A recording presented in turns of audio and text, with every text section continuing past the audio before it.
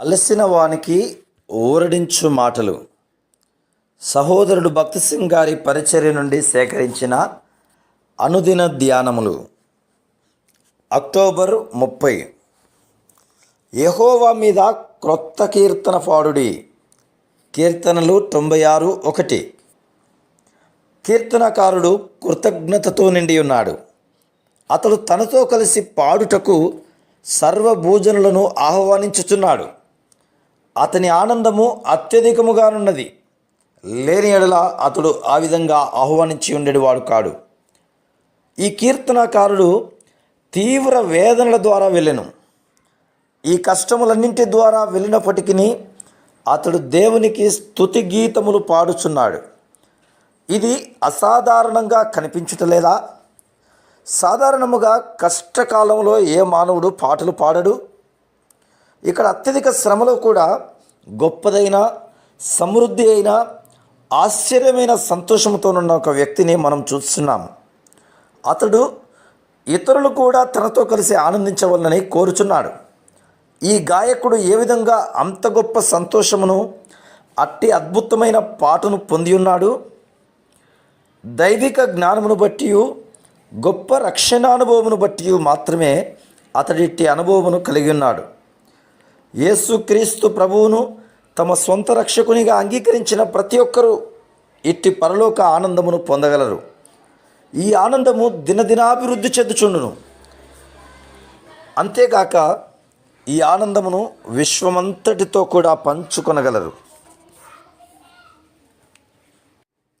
ఎందువలన ఈ పాట క్రొత్త పాట అని చెప్పబడినది? అది అంతకుముందు పాడినది కాదని మనకు తెలుపుచున్నది. అది ప్రపంచంలోని పలు భాగములలో పాడబడిన పాత పాట వంటిది కాదని తెలియజేయుచున్నది. అది భాష, భావము, సంగీతములో కూడా పూర్తిగా క్రొత్తది. అది భూసంబంధమైన మానవులకు తెలియని పాట. కొంతకాలం క్రిందట తాము అనుభవించిన దాని గురించే కొందరు ఆలోచించుదురు. వారికి నూతన అనుభవం ఉండదు గనుక పాత అనుభవములనే తలంచుదురు. గతములో మనము కలిగి ఉండిన సంతోషకరమైన దైవిక అనుభవములను బట్టి దేవునికి వందనములు. కానీ ఎల్లప్పుడూ ఈ అనుభవములనే ఆధారముగా చేసుకొని జీవించలేం. ఒకవేళ మనం ఆ విధంగా ఆధారపడిన ఎడల మన పాట ఎన్నటికీ క్రొత్తగా ఉండలేదు. వారముల తరబడి కొందరు విశ్వాసులు ప్రార్థనలోను, ఆరాధనలోను అవే పాత మాటలను మరలా పలుకుచుందరు. కానీ ఎన్నడూ పాట కానీ, ఆరాధన కానీ, ప్రార్థన కానీ చేయని వారి కంటే మీరు మెరుగే అని చెప్పవచ్చును. కానీ ప్రతి సమయంలో యేసు ప్రభువును గురించి పొందిన నూతన అనుభవం చే పాడిన క్రొత్త పాటలో మరి ఎక్కువ ఆనందముండును. అటువంటి తాజా అనుభవములను మనం పొందుటకు దేవుడు పరీక్షలు, కష్టములను మన జీవితంలో అనుమతించి నూతనమైన విధానంలో మనము ఆయన నమ్మకత్వమును మరలా రుజువుపరచునట్లు చేయును. అట్టి పరిస్థితులలో కొందరు నలిగిపోదురు, నిరుత్సాహపడుదురు. అట్టి పరీక్షలలో వారు నేరారోపణలతో, కన్నీటితో నిండి ఉందురు.